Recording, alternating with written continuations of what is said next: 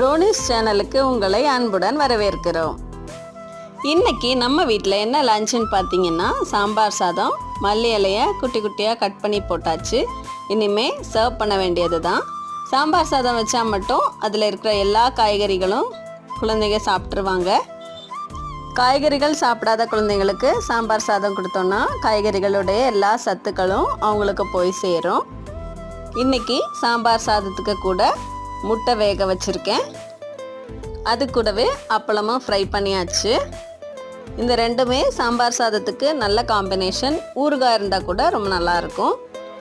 இந்த வீடியோ பிடிச்சிருந்தா மறக்காம லைக் பண்ணுங்க. வீடியோ பார்த்ததுக்கு ரொம்ப நன்றி. நான் சாம்பார் சாதம் சாப்பிட போறேன். பாய். இது வரைக்கும் நம்ம சேனலுக்கு சப்ஸ்கிரைப் பண்ணலைன்னா மறக்காமல் சப்ஸ்கிரைப் பண்ணி இந்த வீடியோவுக்கு ஒரு லைக் கொடுத்துருங்க. பாய்.